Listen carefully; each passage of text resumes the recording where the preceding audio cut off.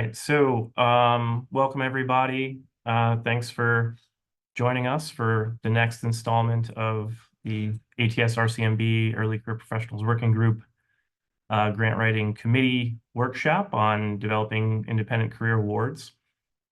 This is the second installment of this particular workshop. So today we're focusing on developing significance and innovation for independent awards. So first I'll introduce our faculty participants for the day. A lot of words on the slide, which I apologize for, but we have 4 great faculty here to help us kind of talk through this topic today. So Dr. Bob Dickson is an associate professor at the University of Michigan with joint appointments both in the Division of Pulmonary and Critical Care Medicine and Department of Immunology and Microbiology. Sorry, I did that backwards. Dr. Melanie Königshoff is coming from the University of Pittsburgh. She's a professor of medicine and associate chief of research at the Division of Pulmonary Allergy and Critical Care Medicine. Dr. Ben Singer is from Northwestern University. He's the Lawrence Hicks Professor of Pulmonary Medicine and an associate professor in the Division of Pulmonary Critical Care Medicine and Department of Biochemistry and Molecular Genetics. And finally, Dr. Jaime Hooke is an assistant professor in the Division of Pulmonary Critical Care and Sleep Medicine and the Department of Microbiology at the Icahn School of Medicine at Mount Sinai. And we'll hear a little bit more from each of our participants as we go along here. So thank you again for your ongoing support of early career professionals and RCMB. We really appreciate having you all here today. This is put on by the RCMB Early Career Professionals Working Group, and we thank them and ATS staff. I'm Joe Bednash. I'm from the Ohio State University. Dr. Aparna Sundaram is from the University of California, San Francisco, and Dr. Scott Denstaedt is from the University of Michigan. And then thanks to Tiana from ATS, will be providing support for our program today. So our agenda for today is we're going to start with a didactic about writing an impactful significance and innovation section for an independent grant. Dr. Dickson will lead us off with a discussion and kind of a brief didactic to frame our conversation for the day. After that, we'll go into a question and answer session where people will be available to answer questions of any of our faculty members that we'll discuss as a group. Please put those in the chat, and we'll kind of go through them and answer all the questions that you have. We'll put in for a small group breakout session. All of you were provided with a example significance and innovation section, which Scott will put in the chat now. So the plan will be to review that example, talk about some of the things that was done well as far as that particular approach. One of the themes for today is that there's more than one way to write a significance and innovation section. So we'll also talk about some alternate ways that people could have approached this and how that would be effective. Finally, we'll all join back together for this brief wrap up with any final burning questions and get out of here. Plan will be, hour 15 for the whole session. So look forward to everyone's participation. Feel free to turn your cameras on if you want, especially during the Q&A sessions and definitely during the small groups so that we could, have a little more lively discussion. So I'm going to stop sharing and then hand it over to Dr. Dickson. Thanks. As Joe mentioned, I'm Bob Dickson. I'm a faculty member at the University of Michigan in pulmonary critical care, and I will be sharing some thoughts on how to write an impactful significance and innovation section. As Joe mentioned, there's more than one right way to do this, and Lord knows there's lots of wrong ways to do it. I'm one guy with some opinions, so I'm going to share some of those opinions, but really look forward to hearing some feedback on how others do it and how we can all get better at it. So I'll do it in 5 parts.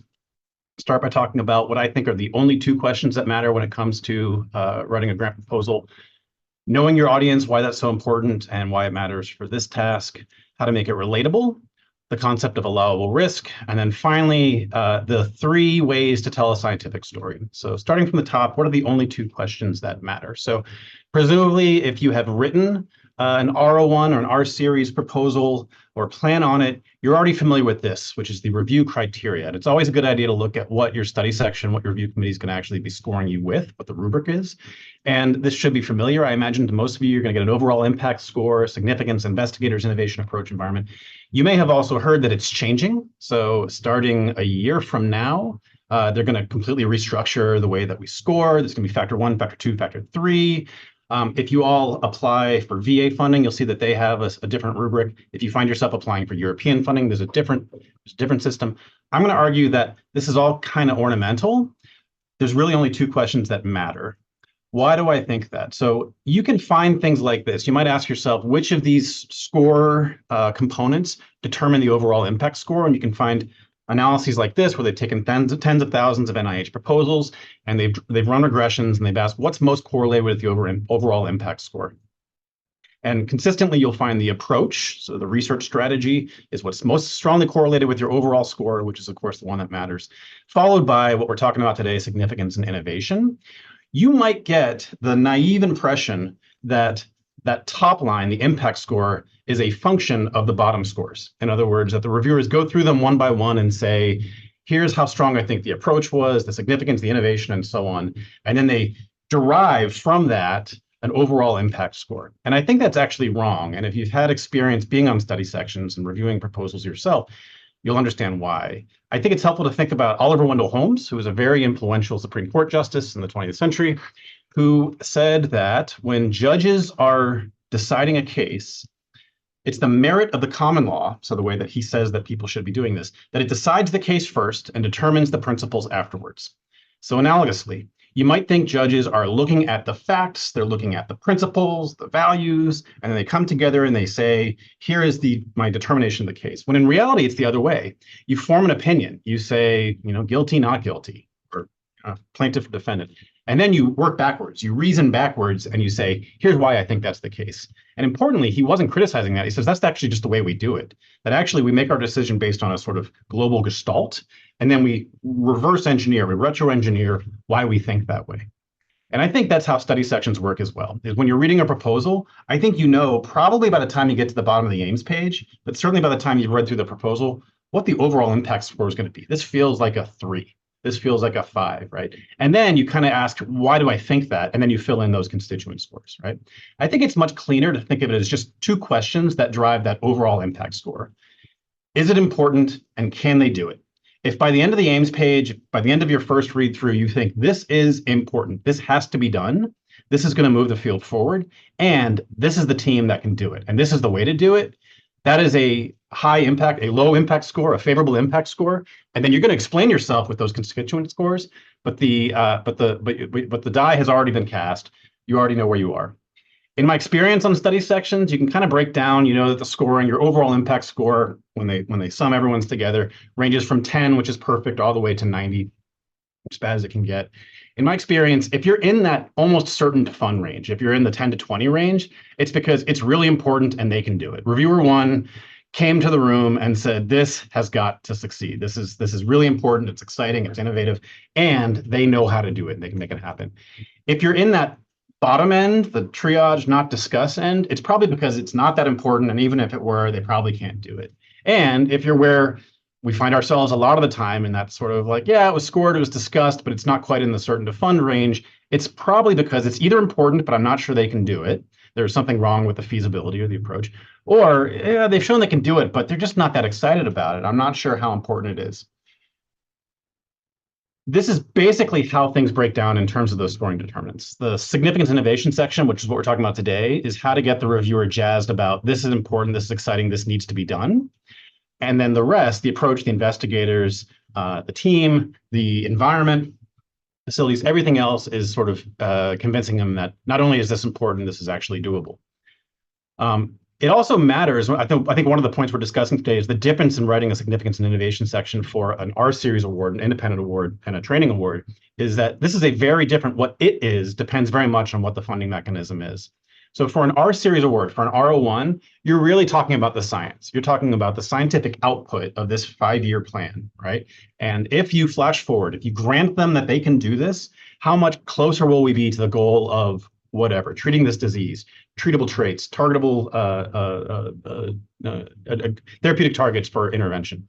For a K series, for a K08, for a K01, for a K23, the science is really secondary to you, the candidate, the applicant. Really, when they're saying, is it important, is they're saying, does the field need this person in 5 years? If training goes according to plan, in 5 years, this person has the existing expertise and they've added on this exciting, innovative discipline, is the field going to be that much better off for it? That's the importance you're trying to sell for a K award. Different for an R series, and we'll talk more about that. In terms of the feasibility, can they do it? Is this actually realistic? For an R, it's really all about the research strategy. And that's why approach is most correlated with the impact.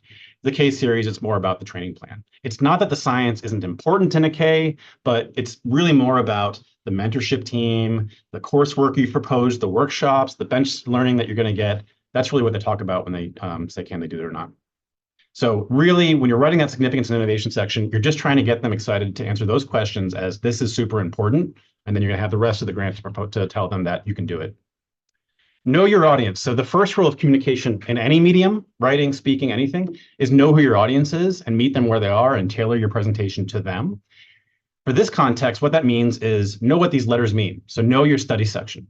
So I hope you recognize some of these letters if you're applying for Ks or Rs. If not, then your homework is to learn about them. These are the common study sections that on the left side of the screen are reviewing K08s, K01s for heart, lung, and blood, or K23s, so clinical research K applications. On the right side is the most common study sections that are reviewing R series applications for, I imagine, the RCMB, for instance, the LIR, lung injury repair and remodeling. It's really important to think through the differences in these study sections. The way to find them out, and if you don't do this already, I strongly recommend it before you even start writing, think about who you're going to be presenting this to, is just Google the study section of interest. So in this case, LIRR. You can find their charter, you can find their explicit mission, like here's what they're here, or here's what their interests are, or here's what they're supposed to promote. You can see a list of who their reviewers are, and you can look and see like what their expertise is. It'll also on the same page give you how they differ, what is their overlap and dissimilarity to other existing study sections that you should definitely entertain. If you're not familiar with ART, so ART, the Assisted Referral Tool, I strongly recommend getting familiar with it. This is what the NIH SROs, the scientific review officers, use to help figure out what study section is going to review your proposal. So you literally click that button, Assisted Referral Tool, you paste in your title of your grant proposal and your aims page, and it uses machine learning or AI, figures out which study sections are most aligned based on what's been reviewed in the past. And I can tell you, I've been told by NIH program officers, you can bank on them using this. This is quite often, if the study section that you want to review your proposal isn't in that top list of strong matches, then it's unlikely to be matched to them. And they will actually recommend work the system, like tailor your aims page until you get the study section that you want to review it to make sure that it's going to who you want it to read, because that makes all the difference in the world. If you think about it, on the left side of the screen, those K study sections are united by interest in research training. So everyone on MCBS or MPOR is there because they have some expertise and interest in mentoring physician scientists or aspiring biomedical researchers at that career stage doing heart, lung, and blood material, right? On the right side, typically the study sections that are reviewing Rs are united by scientific expertise. So they're much more homogeneous in terms of their scientific expertise. On the left side, it's going to be about a third heart, a third lung, a third blood. And on the right side, it's going to be 100% your area. That is very different. So when you're writing a K for one of these study sections, 2/3 of the room is not even going to be in pulmonary. And even the people in pulmonary might be doing sleep or environment or something that's not directly in your wheelhouse. Whereas if you're submitting to LIRR, everyone in that room thinks that lung injury is important, right? Like there's a much more tightly clustered constellation of expertise there. In terms of thinking this through, I think it's useful to think about a concept that Sigmund Freud introduced, say the comparison to this, and that is the narcissism of small differences. So it's best illustrated by example. So I've got kids, 2 of them are really into Marvel comic books. One of them is really into Iron Man. One of them is really into Thor.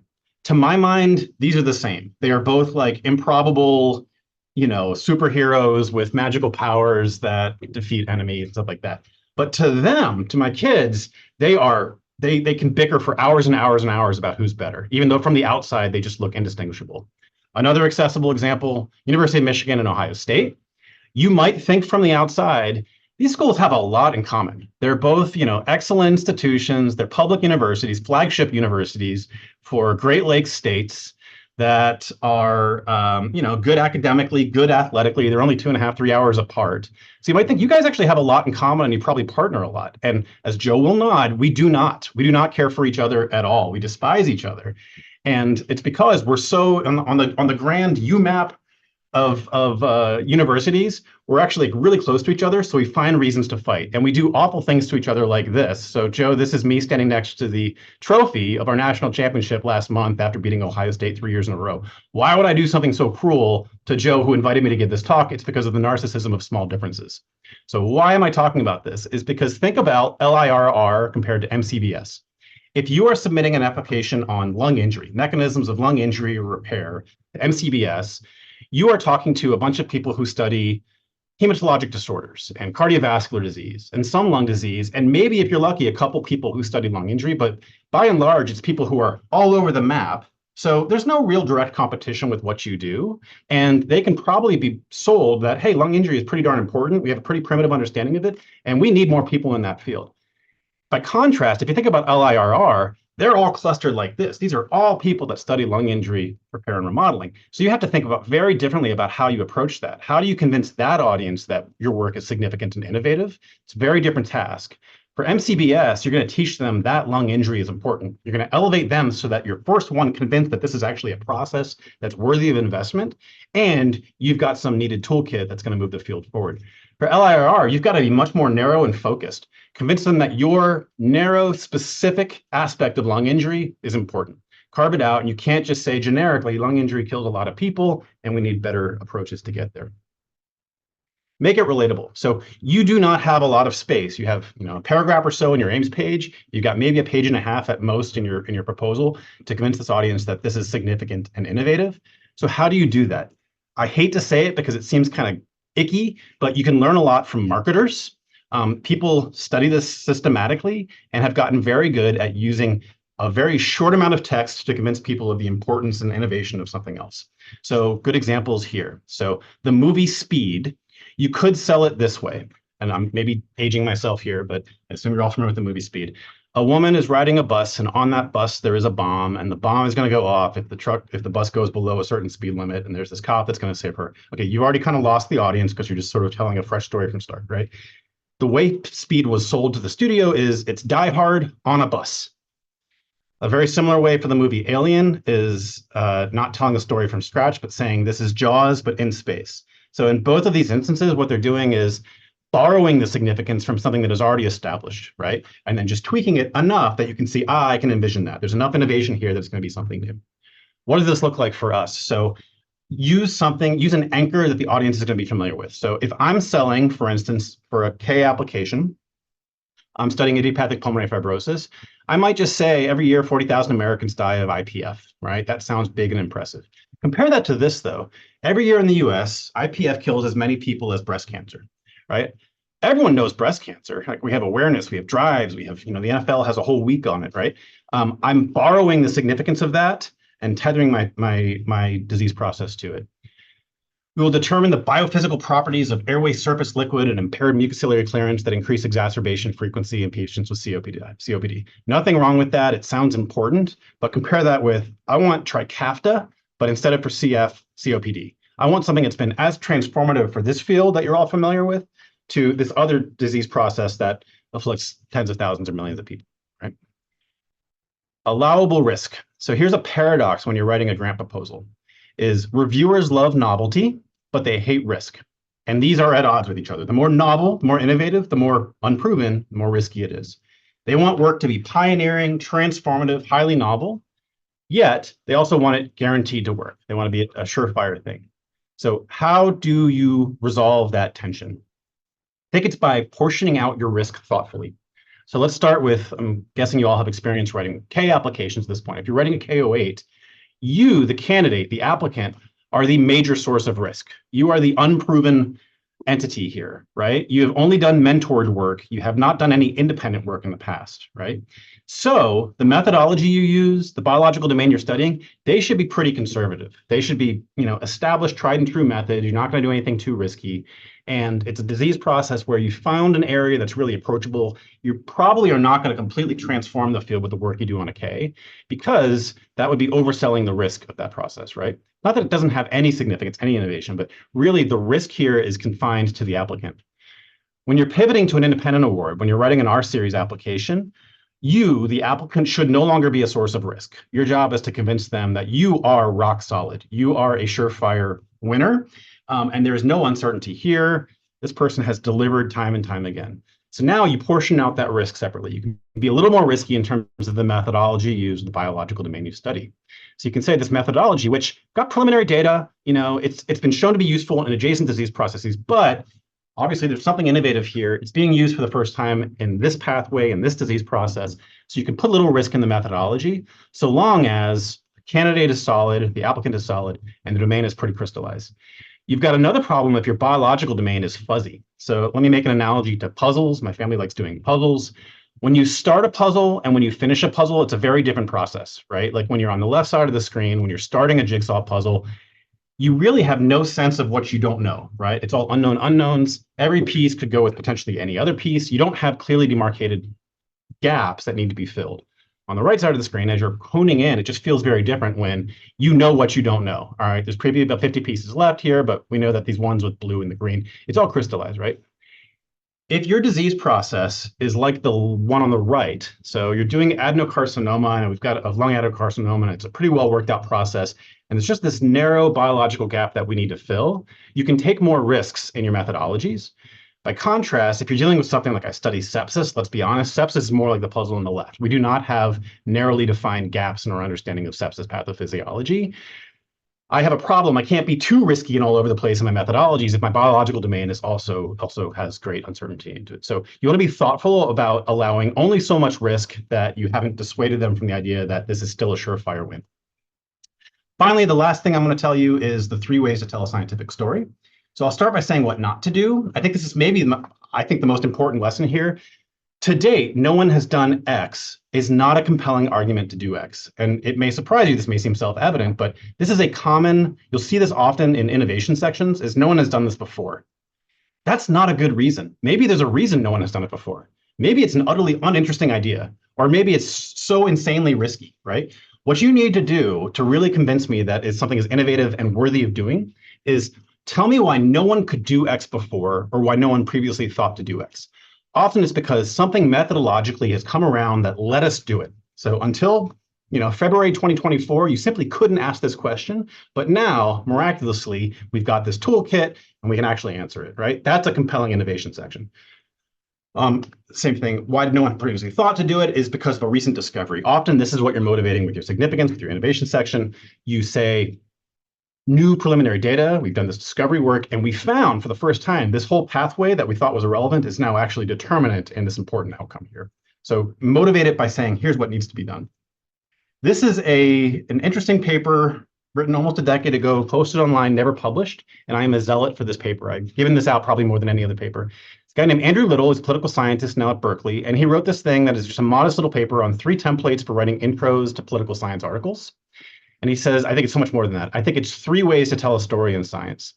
And I think any effective story falls into one of these 3. Story A, here are facts about the world, but existing world explains it poorly. We explain it better.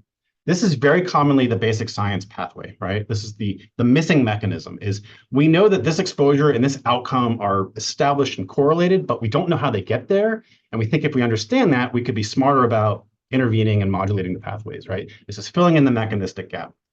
Story B, this topic is heavily studied, but something is missing or wrong. We fill that gap. So it's the importance by adjacency. So clinically, this drug has proven beneficial in pancreatic and prostate and breast adenocarcinoma, but no one's looked at it in lung adenocarcinoma. We're going to fill that gap, right? Now I see why you think it might be significant, even though if it's an untested question in your field.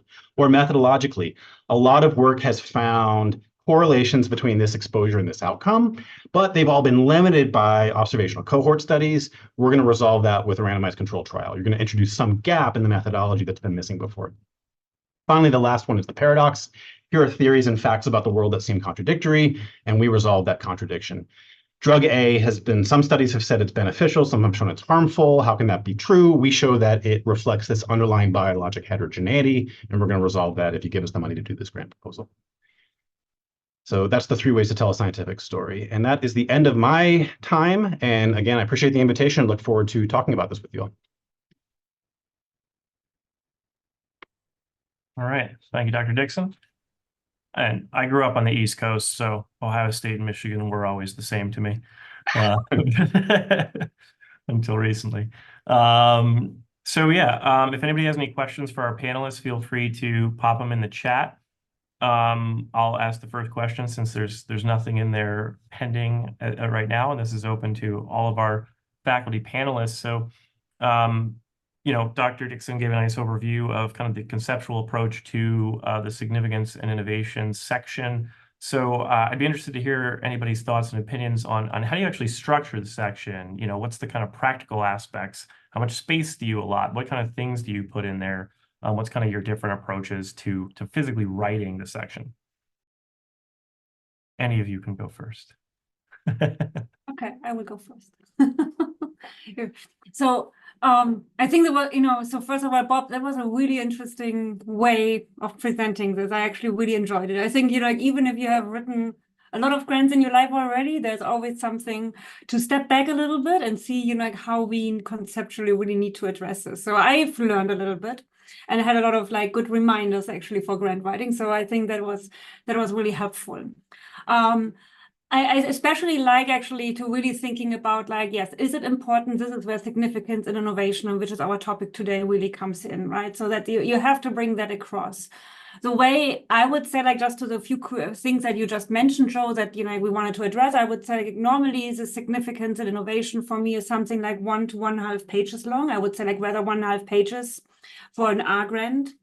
And that, in terms of significance, I actually, everybody does it a little bit different. I do it in a way that I try to think about what are the major topics and the major thoughts that I want to bring across. So for example, most of us start with, have an interest in a disease, right? And we want to target a specific disease. So I want to make sure in my first paragraph that I outline the disease. And I always keep in mind to tell everybody what's known, what's not known. Right. So, and really try to tailor that to the specific aspect of what I wanted to study. I think it's really important to end, if you so want, each of these paragraphs more or less with, and this is unknown, and then either translate this to the next paragraph where you add a little bit more detail. And by that also can highlight how you are aiming to fill the gap, the knowledge gap. So I normally have 3-4 paragraphs, I would say, in significance. Again, it's a disease, it's a cellular state that I'm interested. Again, it really much depends, but I really like to have this skeleton at the beginning and make sure that I actually have in my head, what's actually the major message that I wanted to stick at the end. The second part, I would say, I always put the rigor of prior research, and I think that's probably something that we will discuss in the smaller group a little bit more. I think that's a very important extra paragraph. It's newly highlighted by the NIH guidelines in recent years, and I think that also allows you to really bring everything together again and say, here are the gaps, and this is how we want to fill this and how we want to address this. And I think, that's probably my first thought, and then we can talk about the innovation later, but that are just a couple of things that, how I approach that for significance in terms of just getting it writing started.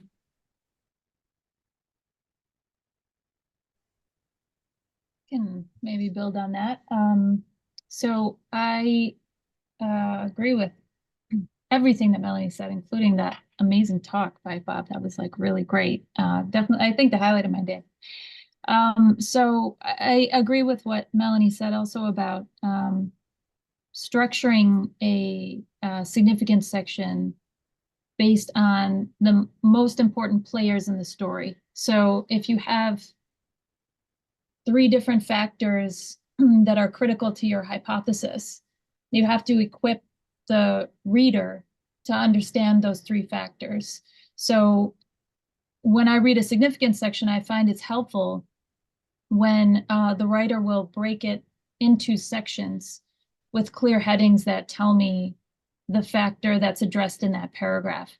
And, I think with a significance section, especially, fundamentals of good writing are really helpful here. So going back to things like topic sentences, making sure that the topic sentence tells the reader not just what the paragraph is about, but how it relates directly to the proposal. So, as a reader, I don't want to wait to the end of your paragraph to know why you're telling me about this thing.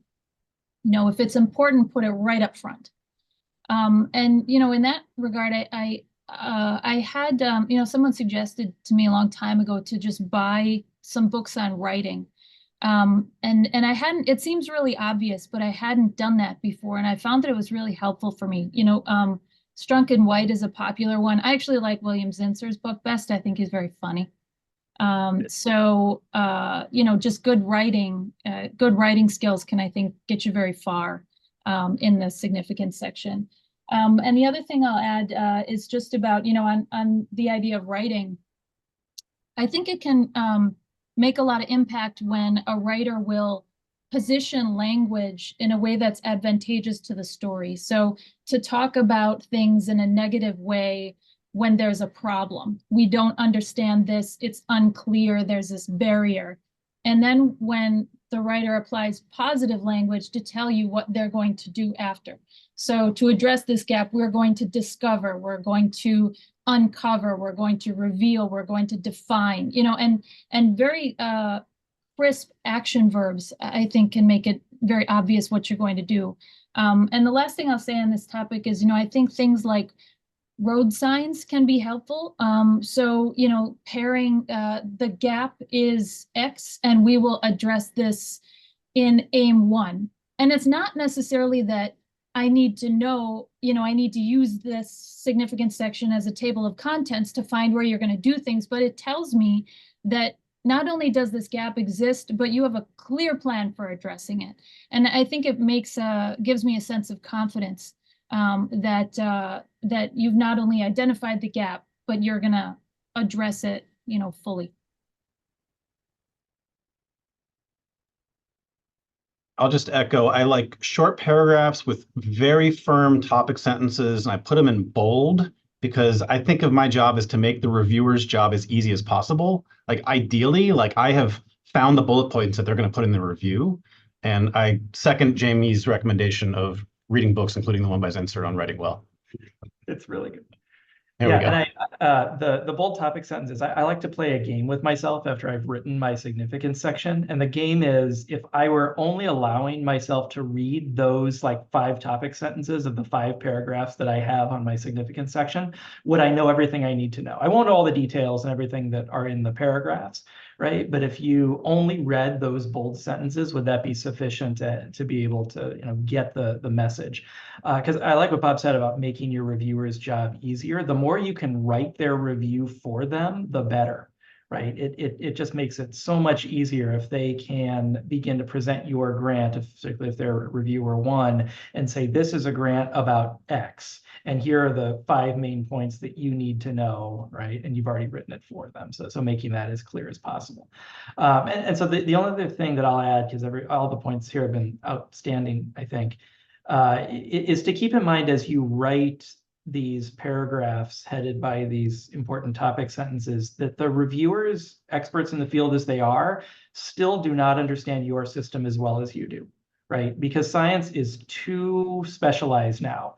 I mean, reviewers are brought on to study sections for their broad scientific expertise, but your system is yours. And so don't assume that the details and the caveats of it that you're aware of that make it both powerful and perhaps liable in your hands are going to be known to the reviewers. And so just be really explicit about communicating all of that in the space you have. It'll go so much further than assuming that they already know it.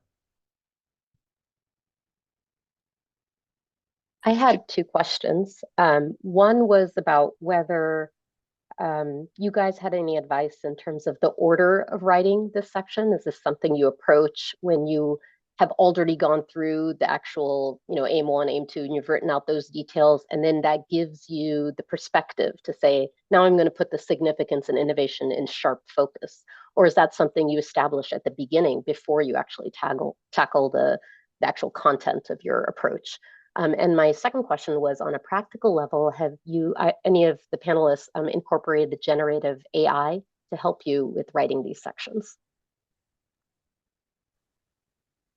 I'll speak to both of those. I'll do the second one first. I use ChatGPT, the fancy one, the GPT-4, constantly. I just submitted an R1 today. I have a long-running conversation with it. It's not doing my writing for me. I have trained it. I have said, like, I gave it the manuscripts that are behind it, preliminary work. I told it the mechanism, I told it the review criteria. I said, here, I'm working on this section. I treat it like a writing partner. I say, can you tell me a more clear way of putting this, tell me 3 things that would make this stronger. So yes, I absolutely am using it it's just never not open for me. It's become a part of my workflow. Your first question, to me, if I've written the aims page well, I find the significance and innovation easier to write. And it's very hard for me to say if the aims or the paragraphs preceding it come first, because it's such an iterative process. Like, there should be a beautiful harmony between the gaps you're going to fill with your aims and the gap you left open with your discussion in the first few paragraphs. So often my significance and innovation section are already kind of structured for me because the aims page was worked out. And I really can't tell you which came first because it was just this, my collaborators and I are just going back and forth so many times until it's a perfect match. That's the goal, but I don't know if others do it differently. I am curious where people put the rigor of prior research in, because I noticed in the example we have, it's right there in the significance section. I am treating it as its own section now, and I'm curious if people are weaving it into the significance innovation section as well. Yeah, I've seen a lot of different ways to do that too, Bob. What I do is I write my significance section, and then the last 2 paragraphs of the significance section, the penultimate one is titled "Rigor of Prior Research," and the way that I approach it is, we identify this problem with rigor in the research that forms the premise for our application. We are addressing it in this way. Right. And I do that for all the points that I've identified. The last paragraph is a short summary, because by the end, you get through all of the significance. You've had a lot of information thrown at you, and really it's a summary of those topic sentences that Jaime mentioned. So that's where I put it, and then I bring those points back in the approach, particularly if they are methodologic issues or conceptual issues that form the rationale to do a particular experiment. I call back to that rigor of prior research section and say, we will address this point of rigor in the prior research in this aspect of the approach that I'm telling you about now. And if you read the instructions that Bob showed a screenshot of, when you go down, they actually want you to address it in both parts. They want to see part of it as addressing the premise. That's the significance. We don't talk about premise. There was a while when NIH wanted to address premise specifically. That's no longer in the verbiage, but they still want you to address the rigor underlying the scientific premise, and then address rigor again in the approach. Yeah, I do it exactly the same way, actually. For me, it's the last paragraph, but again, like that's like slight differences, but I have it as an extra paragraph. I have it at the end of the section also. And I think it's really important, and it's actually easy to do, to really like have this as a headline or bold or something like this and really highlight this, right? The reviewers will look for this. So you need to make it as easy as possible for them. And then I think this comes a little bit then to the approach, Ben, as you mentioned, right? And that I use it then also in the preliminary data to say like, hey, these are preliminary data that are starting to fill the gaps that we saw in the, in the prior research and the missing things. So I think it's very important that you always come back, and sometimes you feel you repeat yourself too much. There's nothing like that. So, I mean, there are some things you really try to want to bring across the border, and there's no reason not to again, re-emphasize, the thing that you feel important, and then also take that further on. I'm realizing I do it in a very similar way, but stylistically slightly different. So it's at the end of significance, I use a table, and column 1 is weakness in the rigor of prior research, and column 2 is how I'm going to do it differently. In other words, like I'm making it so you can't miss it, like that they're going to see every figure, they're going to see every table. And this, again, it's bullet points. It's just like topic sentences. And even if I am repeating myself, I think it's worth it because I want to make their job easy. Yep. I think the only thing I'd add to that is I like to add a rationale to the beginning of each sub-aim in the approach, because I find I can't get into the level of detail that I need to in the significance section to really identify exactly what the gap is. And I find that doing it this way, while also addressing it earlier, as others have said, adding that little blurb of a rationale, as I think as Ben mentioned, places where the rigor is not there in the research, that is the rationale for that sub-aim. And I find to have it there can be effective, because then I can go directly into my approach and it's fresh in the reader's mind. All right. I'll ask one more question before we head to the breakout rooms, if that's all right. So we talked a lot about significance, so I thought maybe we could spend a few minutes talking about innovation. So I've seen this done in a couple different ways. People will say things like novel methods, novel concepts, or you'll see technical innovation, conceptual innovation, things like that, and people will break it up. So how do you approach that section, support it with your science, and is it important to have both areas of novelty or both areas of innovation? Is it okay to, have a very conceptually innovative proposal that uses known methods, or vice versa? What are your thoughts on that?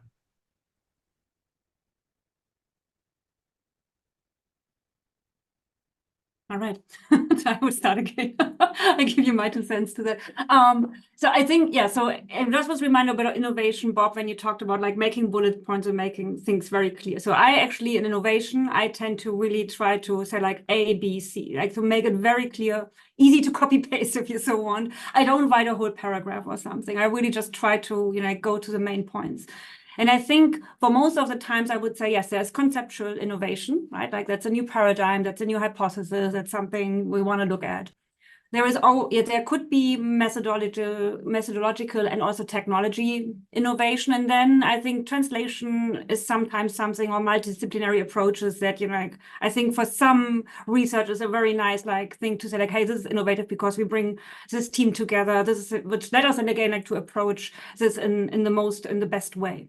I would say, I don't know if you need all of this, but I think you should always have a conceptual innovation. That's what I would say. I think it's nice to have new technologies, but I would say for a classical R grant, which is now not a technology discovery grant or something like this, you need to have, and I would always put this first, a conceptual innovation. So here, this is our new concept, this is what we wanted to address, and this is why we think this is innovative. And again, makes this, as in my view at least, as clear, as succinct, and as possible. Everything else for me is add-on, nice if you have it, but without a conceptual new idea, I think for an R-level grant, that becomes very difficult. I like when writers use road signs for the first time, because it tells me exactly what it is that's innovative here. And I think also, I think sometimes people miss the opportunity to talk about how their conceptual, technological, methodological, whatever their advance is, might be useful outside of their field. But I think that has to be done in a careful way, because if it's done well, it can really elevate, I think, a concept or an advance. But if it's overstated, I have an immediate negative reaction to that. So I think it can be useful, but it has to be done well. Yeah, maybe this is self-evident, but the more innovative your promises, the more rock solid your preliminary data has to be. You have to earn, with great feasibility data, the right to say you're going to do something that's wacky and never been approached before in this field.